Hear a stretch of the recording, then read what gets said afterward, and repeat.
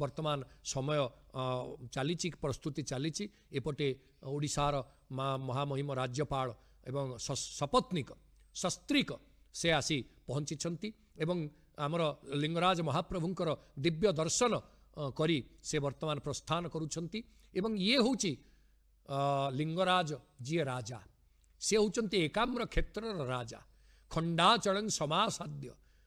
जो पर्यंत खंडाचल माने खंडगिरी ठारू आरंभ करी गोटे आम गछ आपण माने जानी आनंदित हेबे खंडाचल समासाद्य जत्रास्ते कुंडलेश्वर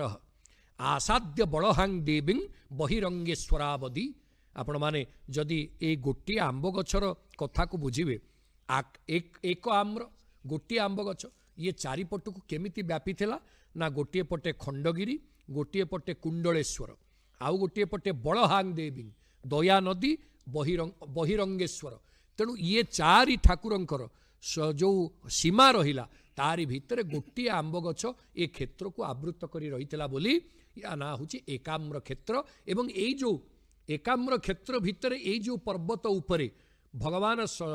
लिंगराजंकर ये भव्य मंदिर ताकू कहा जाए स्वर्णाद्रि बा हेम पर्वत स्वर्णाचल निवासाय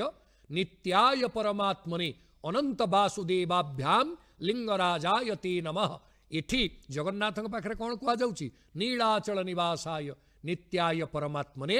बलभद्र सुभद्राभ्याम जगन्नाथाय ते नमः ठीक सेमती स्वर्णाचल निवासाय नित्याय परमात्मने अनंत वासुदेवाभ्याम लिंगराजाय ते नमः अनंत वासुदेवंक सहित लिंगराजंक प्रणाम करा जाउची।